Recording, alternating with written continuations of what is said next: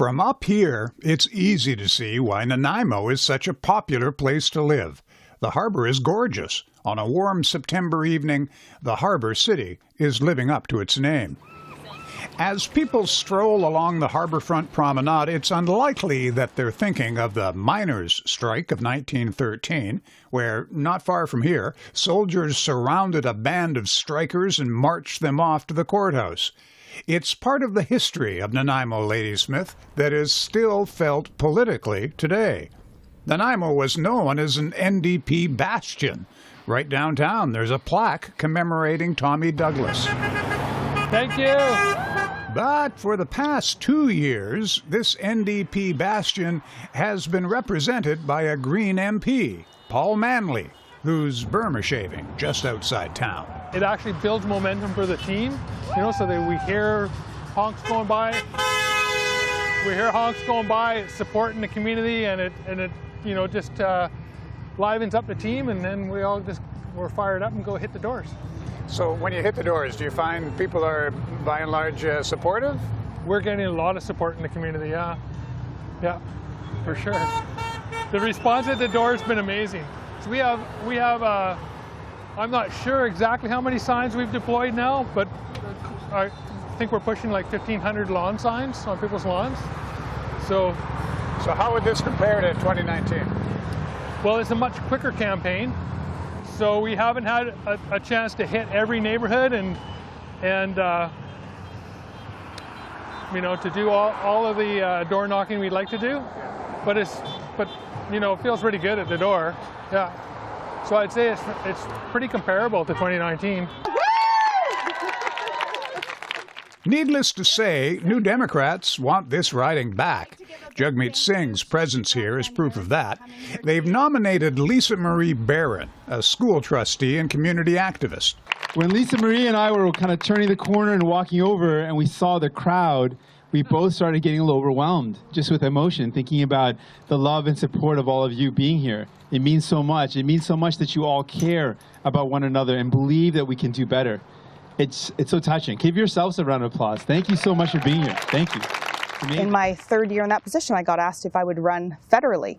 And initially I thought, I'm not too sure. That's a big ask. I got into my work as a trustee, not because I wanted to be a lifelong politician, but because I wanted to be a community advocate. And so I really had to think hard about it and make sure, that it was the right decision for me, and came to realize that I'd been working towards this my entire life, and I work in addictions as well. And all my work in the community, you really see firsthand the trickle effect of the federal government under prioritizing this riding, and really wanted to have a strong voice in Parliament.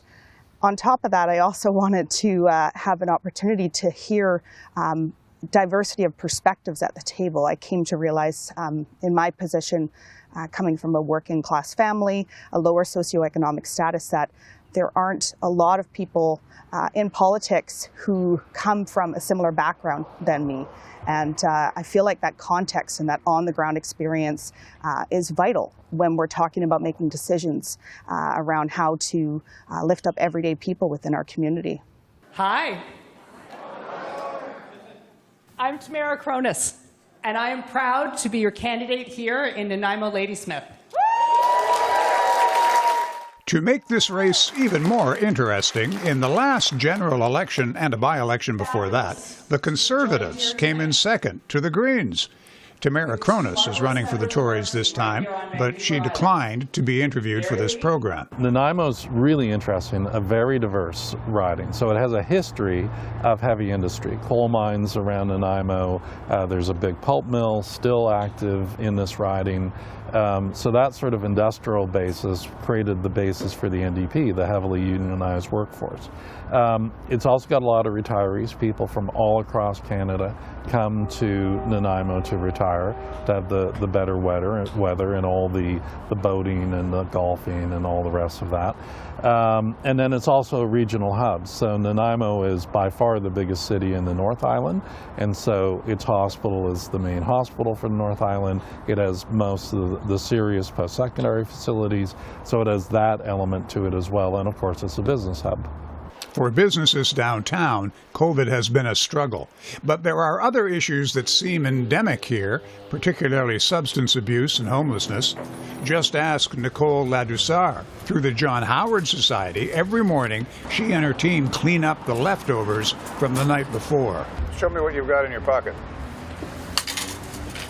What we do is we collect the dirty needles off the streets, and we want to make sure our community is safe. And this is in about an hour of time, and there's a lot more than that. Just around here? Just around here. So what does that tell you? So that tells me we have a problem, which is increasing with homelessness and addictions. Absolutely. So there's a federal election going on right now, an election campaign. What message would you like to send to the politicians? The message that I would like to send is that, you know, there's no clear answer for this situation, but we do need to make steps forward, such as maybe providing some housing, some more services for these people. And also, I mean, there are people that don't want the services, so you can't force that either, right? But I don't think there's a clear-cut answer at this point. That's the hard part. That's the hard part. What issues are the most important to you? Well, for the election, the vaccine passport. I think it's ridiculous. I think it's against anyone's rights and freedoms. It's absolutely for a 10-day cold. You're forcing people to get an experimental vaccine. Just like every election lately, it seems that it's who you're voting against, who you don't want to be in there, rather than who you want to be in there. Who are you voting against? Our selection is so slim that, yeah, what can you say? Anybody impressed you on the national stage? No, they all depress me. I guess changing the medical system and adding in dental care, which would be pretty important for me. Yeah. Is there anybody that impresses you on a national stage? No. The only issue is that the only party that you can have an unvaccinated thing is the PPC. That's the only problem. Have a nice day. Fair enough, thanks. Well, obviously climate change, reconciliation, land back, defunding police, and putting that money into social services and programs that would benefit the average Canadian. In my opinion, it's climate change. Thankfully, like, my parents are helping me out financially, but I do have a job on the side, which has been great. So obviously tuition is a big part of an issue for students, so I think that would probably be the biggest thing for me, like tuition, cost of living, and food, stuff like that. What's the most important election issue? Well, somebody who's taking care of all the COVID measures, for sure. That's important. Okay. And also someone who's taking care of how much money we need in Canada. Right now, I'd say housing. You know, that's something that a lot of people are having a lot of trouble with, and just the overinflated real estate market is making it really difficult for people to, you know, just make a standard living, you know, so that's something that... Buy a house or find a place to live. Yeah, it's, so, I mean, me personally, I think that's a huge thing that should be addressed.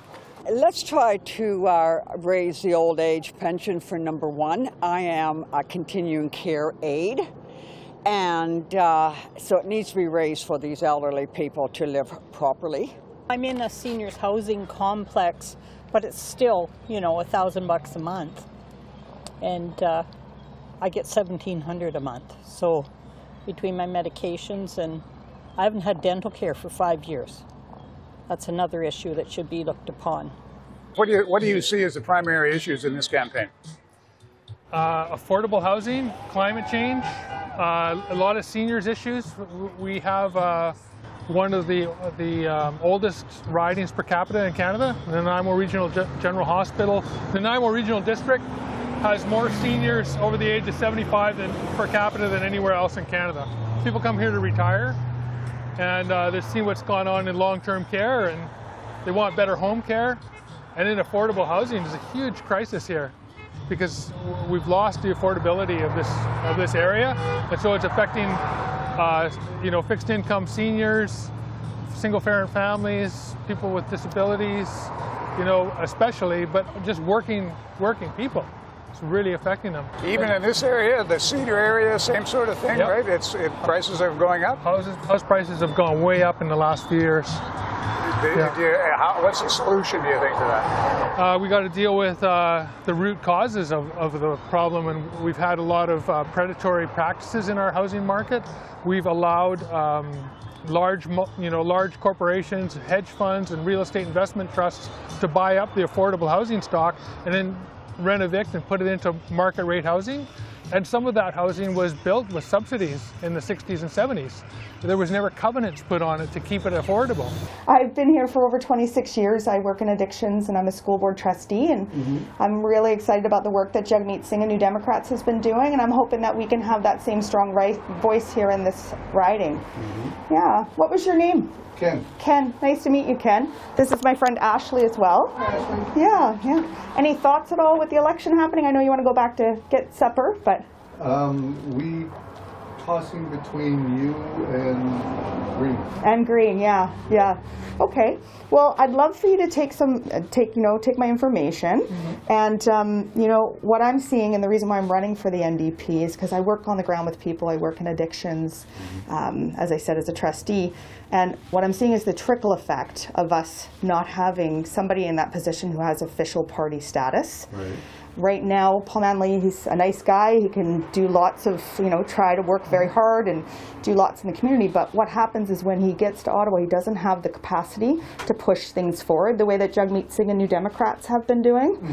So I'm hoping that we can have somebody in Parliament that has a strong voice, that when they get to Ottawa, that they're able to speak to the needs of this community. We live in a really great place, lots of great strengths, but we also have a lot of needs around affordability, the climate crisis, and making sure that we're not leaving anybody behind when we're talking about the climate crisis as well. That's something that New Democrats are doing really well.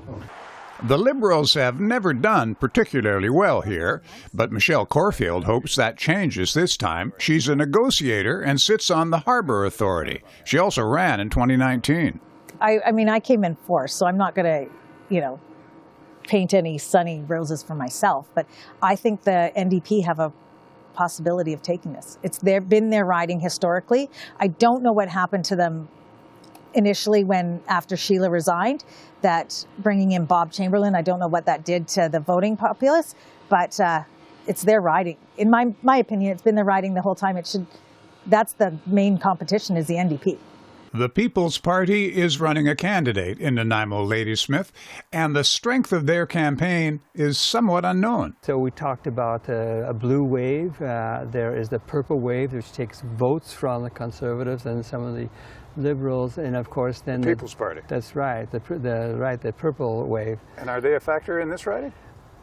They polled less than 2% the last time, but I think the numbers will be higher this time. Yeah, they've been at these involved in these anti-vaxxer movement and so forth.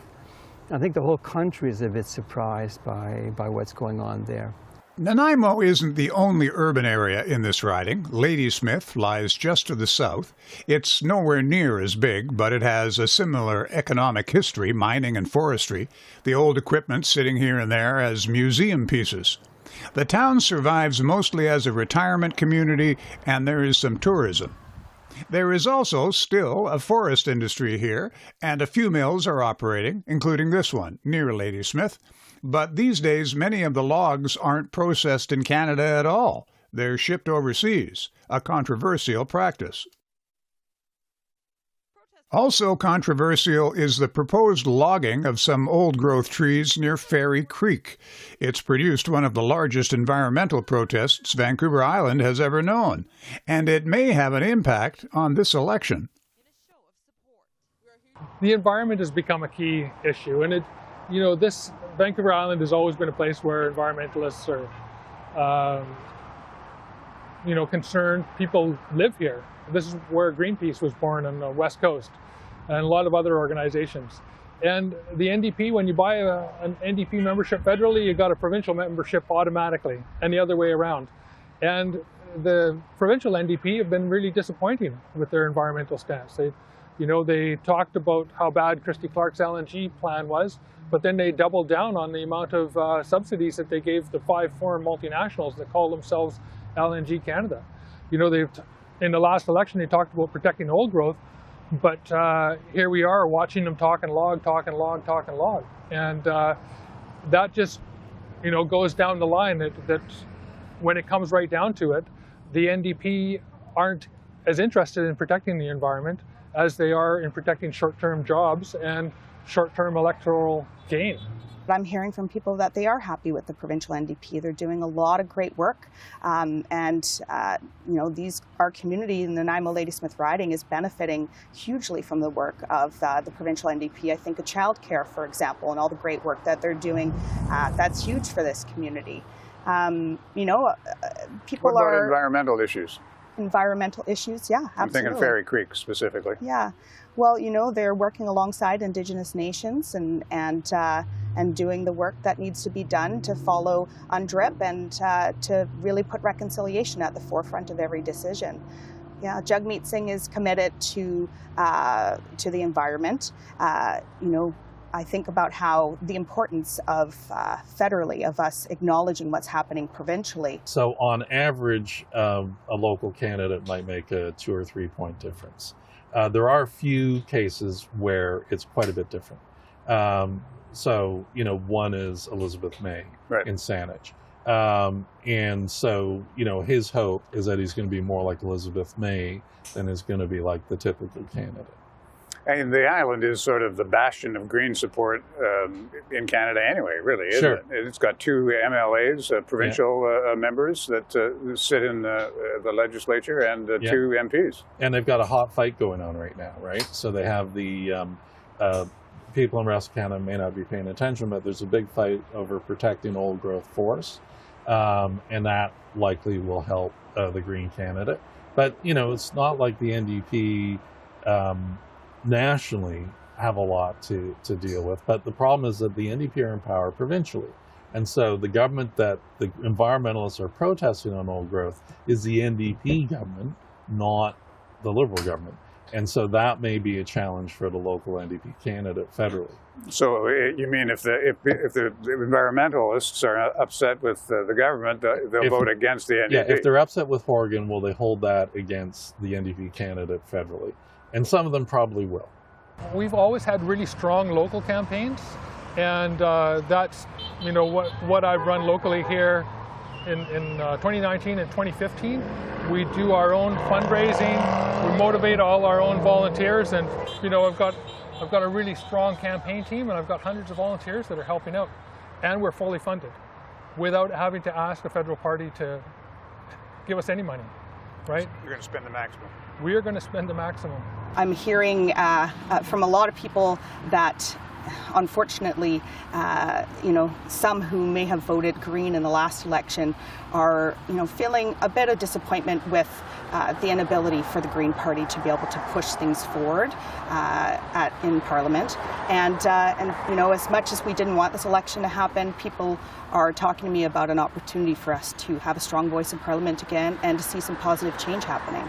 So you've mentioned strong voice in Parliament, I think 3 times now. Does that mean that Paul Manley's not a strong voice in Parliament? Well, Paul Manley in himself, you know, he can be a nice guy, he could be working hard, he can be doing the best that he can, but we know that the Green Party doesn't have official party status. Unfortunately, there's a lot of infighting happening within the Green Party. So, you know, I'm not wanting to get involved in the details of what's happening with the Green Party, but it's clear when I'm talking to people on the ground in this community that they're seeing the impacts of the lack of representation that is occurring as a result, because we just don't have that strong voice. We don't have a party that's united, that's working for people, for the environment together to push every step of the way. It makes a big difference for this riding to have that representation. Can you be effective as a member of the Fourth Party or as essentially an independent in the areas that you spoke of? I am absolutely effective in those areas. So I tabled a motion on long-term care. I had it costed by the Parliamentary Budget Office. I got national media coverage for it. And now the Liberals have adopted parts of that in their platform. They're not taking it far enough. My motion that I tabled in the House of Commons and calling for an emergency debate in the House of Commons on affordable housing and the homelessness crisis, and getting into debate there. The other parties have stopped talking about building affordable housing. They're now talking about predatory practices. And you know, the Conservatives railed against my idea of regulation. Pierre Poilievre was like, we need to completely deregulate. But now they're talking about limiting foreign ownership and foreign investment in our real estate market. So I've changed the conversation by pushing that dial. I think it's ultimately about how you try to connect and sell the vision of what the NDP representative can do for you. It's a little bit of an easier sell for the Greens because they have had that experience of sending somebody to the House of Commons. In this case, if we had the NDP climbing the charts nationally at the same level they had in 2011 or 2015, it would be a much more compelling argument to say send somebody from the NDP to Ottawa. But if you're going to go from 30-something MPs to 40-something MPs, you start to think about it twice. And especially because of the level of support that the Greens have in the riding. And a lot of it is because Elizabeth May campaigned very hard nearby. But ultimately at this stage, it's more about what you could do for your constituents. And it's a little bit easier in that sense to knock on the door and say, we can still have a Green presence. You know, we don't know what the government's going to look like. We don't know who's going to form the minority government, or will there be a minority government, but you can be sure that I'm going to continue to be your voice. And that type of campaign can resonate certainly more than what the federal numbers are showing right now for the Greens. You're a New Chalmers woman. Yes. Is that one of the reasons why you're running? Yes. Being First Nations is primarily one of the reasons I'm running, because it's important for Indigenous people to see themselves participating in the democratic system, which is our election system, and we haven't seen that previously. It's not common that First Nations people even vote. We all know that. And we have to encourage that voting to happen to get them to across the, Get them inside the polling place. Yes, and otherwise we're never going to be a part of government. You can't be there if you're not participating. So we've got to show that. So one of the reasons I do it is for my kids, so that they can see that this is something that can happen, and it's a positive, good thing that can happen. But you recognize that in this riding, a Liberal is not likely to win. I recognize that, but I will tell you one thing. I've been asked by other parties to run for them, and they do not share my values, and I do not see myself in their party, and I have to be true to myself, and I am a Liberal, and I will always be a Liberal. The environment. That's Why? the number one, because I have 2 kids. I want to make sure that this planet's going to be in good condition when they are old enough to enjoy it with their families. That's my number one. That's it. So it'll affect how you vote. Absolutely, yeah, absolutely. Yeah. Yeah, definitely affected that. Most important election issue. How about Housing. yes? Housing. Why? Well, affordable housing for seniors, I would say. That's probably the most interesting. It's not that. They give and they take away. Every time that they're given a raise or whatever, it comes off of their pension. The money's not there. Forcing people to do things with their body that they don't want to do. Such as? Abortions, the COVID stuff. Yeah. Okay. As a woman, breastfeeding, I'm not getting it until my kid's done breastfeeding. What's the most important election issue for you? Get rid of Trudeau. The existential crisis we're in that we don't friggin' recognize is climate. Not change, but crisis. We're living it right now. And anybody who doesn't understand that is really missing the boat. If you talk to all the experts, right, name recognition is very important. Yeah. And Paul Manley's name is well recognized here. Yeah. Is that going to be a factor in the campaign? Yeah, his name is well recognized, absolutely, but so is mine. I've been here for over 26 years. I work in addictions. I'm an elected school board trustee as well, who did very well in the 2018 election. And people have seen my advocacy work and my work in the community for over 20 years now. So yes, he's well known, so am I, and I think that people see that and are recognizing that when they're looking at who they'd like to vote for. So you're working the streets, you're knocking on the doors. I answer, give me your pitch. Oh, hi there. I'm Lisa Marie Barron, your NDP candidate for Nanaimo Ladysmith. How are you this evening? Spectacular. Excellent. Have you considered or taken any time to have any thoughts front of mind with the election happening right now? And I say yes. Great, great. I'm going to vote green. Convince me otherwise. Yeah. Well, what I see right on the ground here in this community is the trickle effect of us not having strong representation in Parliament. People right here on the ground are struggling to get by. Our housing prices are unaffordable. We're in a climate crisis. We need New Democrats in government to be able to push to have actual action in place. We've had enough talk. It is time to address the climate crisis now. It's time to start actually making our housing affordable and our day-to-day living more affordable for everyday people. And to do so, we need to tax the ultra-rich. Jagmeet Singh and New Democrats are here to build a social safety net and are here for everyday people. This is what the party is built on, and I would love to be your representative in Ottawa to get the work done. The pundits always like to talk about the ballot question. Yep. What's the ballot question in this riding? Well, I think climate change is key. People have seen with the heat dome, 570 British Columbians died in the heat dome. We've seen 1 billion life forms killed in the Salish Sea. Forest fires. We can see that it's a threat to the security and safety of communities, and it's going to cost all of us in insurance. Affordable housing is another key issue, and then seniors, long-term care, home care, pensions, and just affordability in general. So I've been talking to the other candidates too, and they're all saying virtually the same thing. Why should somebody pick the Green Party? Well, on climate change, we're serious about climate change. We want to do what science demands with climate change. So we have to take some big, bold moves, and that means like shutting down any new infrastructure projects. No more fracking LNG export projects, because fracking is a very destructive energy extraction process.